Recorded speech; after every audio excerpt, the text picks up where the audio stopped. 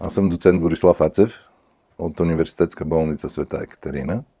Кардиолог съм по специалност и ще ви разкажа днес за сърдечната недостатъчност, какво представлява тя и какво води след себе си, диагностиката и лечението й в един план от гледна точка на моя клиничен опит и разбира се във връзка с съвременните постижения на медицинската наука. Сърдечната недостатъчност не е отделно заболяване. Тя е комплекс, който ние в медицината го определяме като клиничен синдром, но представлява крайния стадий на сърдечни и несърдечни заболявания. Затова темата е много обширна и разбира се, това е един от най-важните синдроми в медицината, защото в крайна сметка е краен стадий и носи висока смъртност сред населението. В разпространението на сърдечната недостатъчност е повече от 200 000 души в България в момента имат сърдечна недостатъчност и разбира се, се увеличава с възрастта. Хората над 75 години имат в много по-голяма степен такива прояви на сърдечна недостатъчност. Смъртността от сърдечна недостатъчност също нараства от млада към старческа възраст, като в последните години на живота е между 25 и 75%, в зависимост от годините, придружаващите заболявания и съответно това с какви методи е лекуван пациента и как е диагностициран. Това, което е важно, че сърдечна недостатъчност имаме само когато има структурни или и функционални нарушения на сърцето. А те се появяват в хода на известните заболявания, исхемична болест на сърцето с нейните усложнения, сърдечен инфаркт. Също това се случва при сърдечните пороци, при аритмиите, при артериалната хипертония, тя е водеща причина за сърдечната недостатъчност, инфекциите на сърцето и по-специфични заболявания, като кардиомиопатиите, наследствените заболявания, вродени пороци, докато освен сърдечните заболявания, които водят до сърдечна недостатъчност, това е и извънсърдечни причини. Те са много важни, особено в днешно време. Тези извънсърдечни причини са обобщени. Едните са вътре, които в организма действат. Това са хормоните и нарушенията в жлезите с вътрешна секреция, както са известни сред населението. Например, щитовидната жлеза, надбъбречни жлези. Тези ендокринни заболявания могат да доведат до сърдечна недостатъчност. Тези, които са обаче външни фактори, са много разпространени и сред младата възраст. Тук визирам наркотиците, алкохола, тютюнопушенето, токсични продукти, които са свързани с производството, някои инфекциозни заболявания, разбира се, и имунодефицитни състояния, автоимунни заболявания, при лъчетерапия, при химиотерапия. Има много медикаменти, които водят до сърдечна недостатъчност. Така че страшно много са причините за сърдечната недостатъчност и без те да станат ясни, ние не можем да се борим успешно и да лекуваме сърдечната недостатъчност. В крайна сметка, за да лекуваме сърдечната недостатъчност, трябва да знаем през какви етапи минава тя.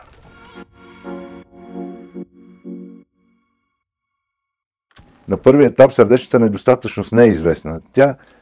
Пациентите са без никакви симптоми, те нямат никакви отклонения в кръвната картина, в кардиограмата и по този начин се пропуска момента, за да се направи профилактика на сърдечната недостатъчност. Тук говорим за пациенти, които са с артериална хипертония, за затлъстяване, с захарен диабет, пациенти, които са подложени на токсични въздействия.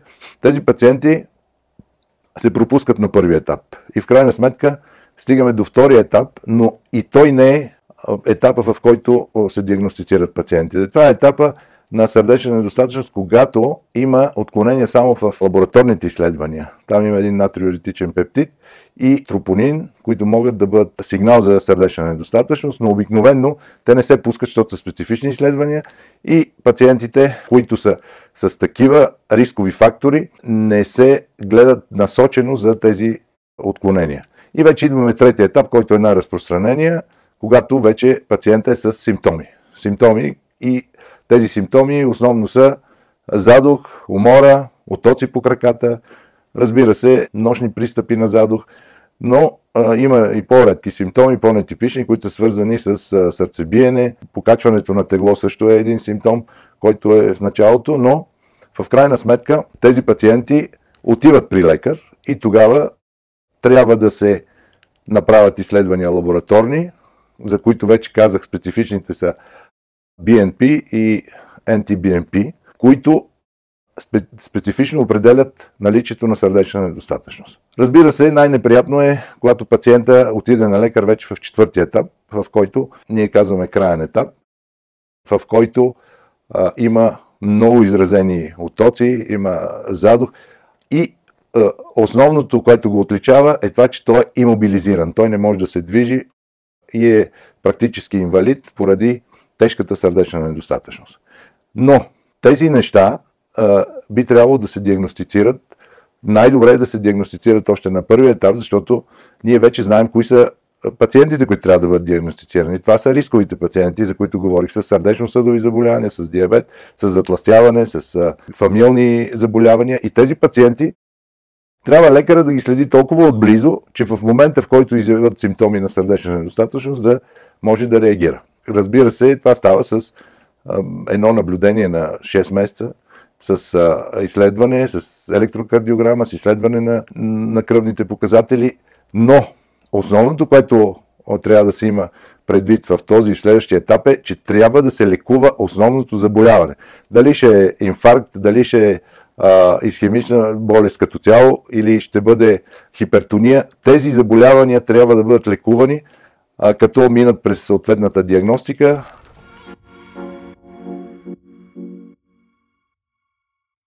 Използват се инвазивни и неинвазивни методи, за да не се стига до сърдечна недостатъчност. Когато вече обаче има сърдечна недостатъчност, трябва да се определи до каква степен е увредено сърцето. Това става вече към тези изследвания допълнително, като се използва ехокардиографията. Ехокардиографията показва 3 степени на увреда на сърцето, в зависимост от така наречената фракция на изтласкване, която определя помпената функция на сърцето. И много често пациентите на преглед ме питат колко ми е фито, което всъщност те не го разбират, но аз сега искам да им обясня, защото много ги интересува колко им е фи. Фито под 40% означава слабо сърце. Между 41 и 49% е леко увредено и вече над 50% е нормално функциониращо сърце с нормална помпена функция. И вече в зависимост от тези детайли, ние решаваме как да продължи изследването, как да продължи диагностиката. И тази диагностика може да включва, освен коронарография, може да включва ендомиокардна биопсия, която ще рече материал от сърцето се взима, за да се види на каква база е сърцето с сърдечна недостатъчност и с намалена помпена функция, ако има такава нужда, разбира се, ако има такива съмнения, но може да се направи магнитен резонанс, който също да определи типа на увреждане на сърцето. Скенер се прави и се използват всички образни методи.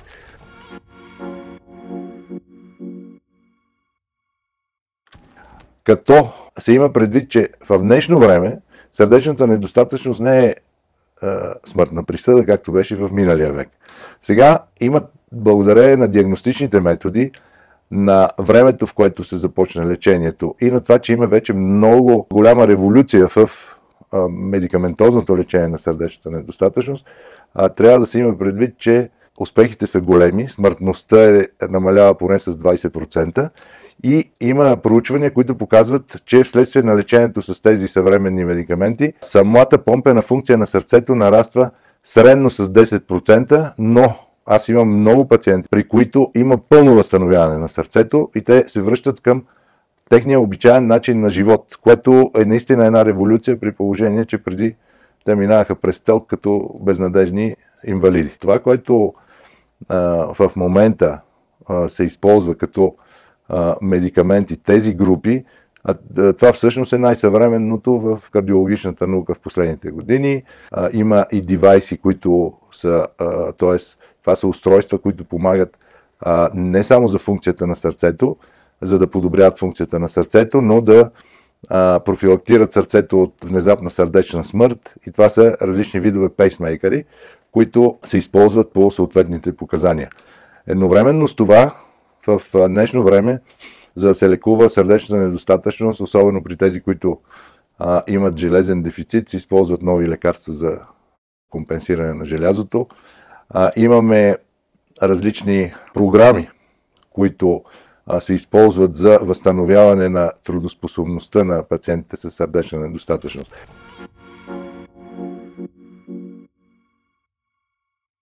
Пациентите с сърдечна недостатъчност трябва да работят за своето здраве ръка до ръка с личния лекар и с кардиолога, защото сърдечната недостатъчност няма как да бъде успешно лекувана без те да изпълняват съветите на лекарите и без да променят начина си на живот. Реално погледнато, тези заболявания основно са от неправилен начин на живот и са се появили от това. И затова на първо място трябва да осъзнаят това нещо. Ако трябва да работят с психолог, но да осъзнаят, че те имат сърдечна недостатъчност, която изисква ежедневна грижа, за да запазят живота си и трудоспособността си. Което значи, че освен с психолог, те трябва вече да са подготвени, да се откажат от цигарите, от алкохола и да знаят, че всички тези рискови фактори, които имат, трябва да бъдат контролирани минимум на 6 месеца. Тоест на 6 месеца като максимално време те трябва да имат контакт с своя кардиолог, с личния лекар и по-често. Тези контакти са с цел да следят динамиката на процеса, защото има заболявания, при които процесът може да се развие много бързо. Освен това, лечението с новите медикаменти изисква контрол, особено лабораторен контрол на различни показатели, креатинин, електролити, което се изисква лекара да е запознат и да знае кога да контролира и какво да направи пациента да промени дозата на лекарството или да промени самото лекарство. Те са доста специфични и наистина имат нужда от постоянно следене. Другото, което е важно, пациента трябва да избегне депресията си, като особено тези, които са възстановени вече, да влезат в трудовата си среда или в средата, в която им е приятно, защото при тях много често се получава депресивен синдром и, разбира се, сексуалната активност, особено при младите пациенти, има голямо значение и за тази цел те могат с лекарите да уточнят кое е разрешено и дали могат да използват специфични медикаменти, какво трябва да направят, за да подобрят начина на общуване и в крайна сметка външните фактори, които определят това, трябва да бъдат премахнати категорично. Говорим за наркотици, за токсични вещества. Тези промени, които настъпват при сърдечната недостатъчност, са свързани с други специалности и създаването на мултидисциплинарен екип при лечението на сърдечна недостатъчност също е все още мечта тук в България, но трябва мултидисциплинарен екип да следи пациента, защото си представете една сърдечна недостатъчност на базата на щитовидна патология, значи там трябва да се намеси и ендокринолога. Най-често пациенти с бъбречна недостатъчност имат и сърдечна недостатъчност и тогава трябва да има комуникация между нефролога, между кардиолозите и съответно, ако има нужда от други интервенции, хирурзи, инфекционисти и всякакви специалности. Това е сложният процес, през който минава един пациент с сърдечна недостатъчност. Но най-важното е, че пациентите трябва да знаят, тяхното състояние зависи не само от лекара или дори не само от един лекар, а зависи страшно много от тяхното отношение към собственото здраве и от това как живеят, за да не се превърнат в инвалиди, които могат да стигнат до така наречената трансплантация на сърцето, което е крайният етап. Не казвам, че е крайният етап в живота, защото ако не могат да бъдат трансплантирани, тогава е последният етап в живота, където е много по-сложно взаимоотношението между лекар и пациент, когато не може да се направи нищо. Но трансплантацията е един изход, който е много успешен в днешно време. За съжаление, също тук са национални и организационни проблемите, свързани с донорството и с това, че много млади хора, които имат сърдечна недостатъчност, не са подходящи, да речем, тези, които използват наркотици или сърцата, които са със сърдечна недостатъчност вследствие на алкохолизъм, те също не могат да бъдат трансплантирани, така че има ограничения. Но има и други ограничения, но тези са основните, свързани с начина на живота, пък когато пациентите са в последни стадии на сърдечна недостатъчност, за съжаление, при тях се изискват палиативни грижи, както казваме. Т.е. грижи, които се налагат, за да може да съществува пациента, защото то обикновено е на легло или с ограничена подвижност и се гледа от други хора, от роднини или е в хоспис.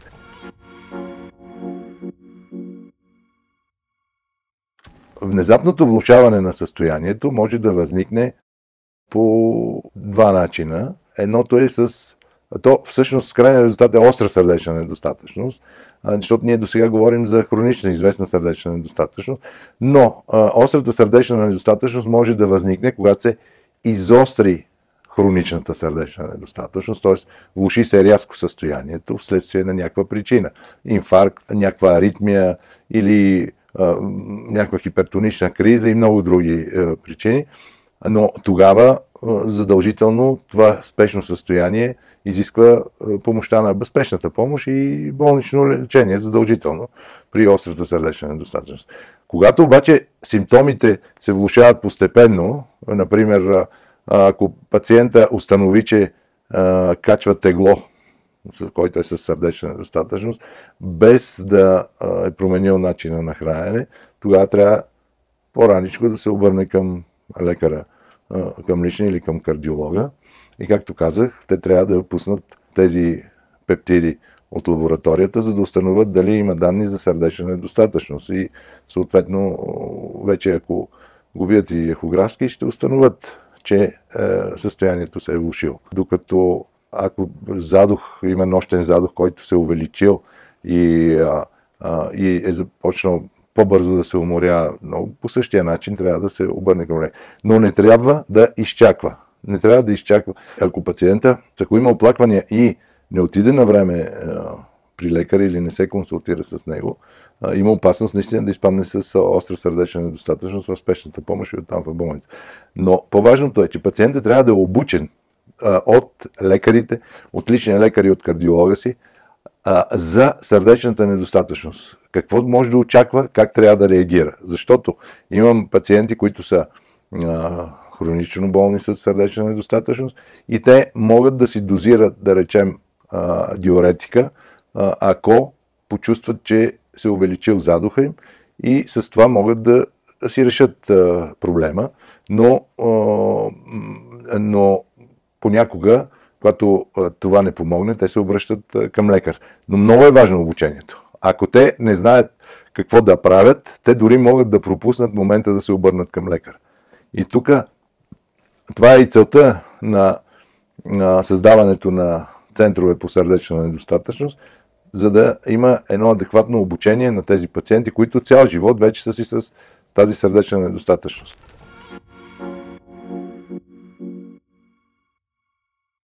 Мога да кажа, че в последните години и по-младото поколение започна да обръща повече внимание на превенцията. Имам категорични наблюдения в това отношение. Защото предишните десетилетия не е имало толкова млади хора в кабинетите. Сега идват доста млади хора. Като говоря за млади хора, това значи така се и класифицира възрастовите между 15 и 44 години, да речем. Така са класифицирани по отношение на сърдечна недостатъчност. И те идват в кабинетите да се интересуват как им работи сърцето и какво трябва да направят, за да не заболяват от сърдечни заболявания. И в крайна сметка те получават познания. Но основното, което трябва да се направи като профилактика, е тези пациенти, които са с сърдечни заболявания или дори с кръвно налягане, с захарен диабет, с някакви бъбречни заболявания. Тези хора трябва още в самото начало да вземат мерки, като отидат при лекара, да знаят ясно каква им е здравословната диета, колко трябва да се движат на ден и трябва да изключат всякакви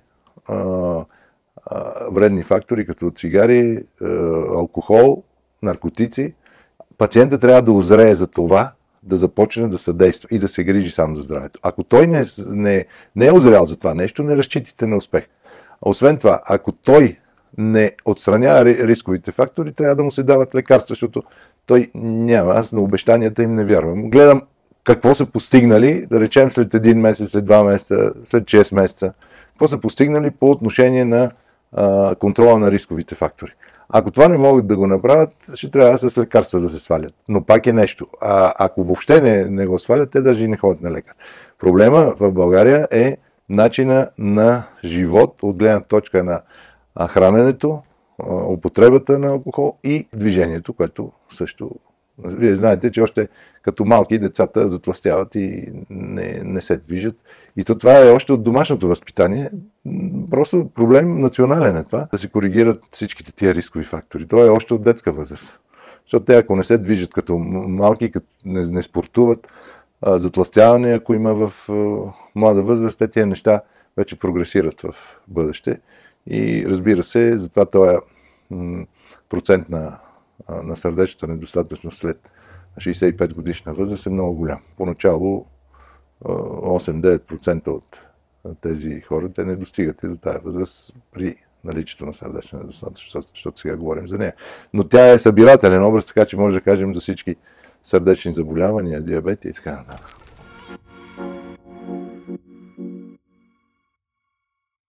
Сърцата на мен много ми говорят. Аз даже се шегувам, че като видя на ехограф едно сърце на ехокардиограф и казвам, много алкохол, много цигари има в това сърце и пациентите се смеят, но на мен ми говорят, защото всичко се вижда от изследванията. Дори бих казал, още от вратата се вижда. Един човек, който как изглежда, той може да ме насочи към това дали има сърдечно заболяване или не.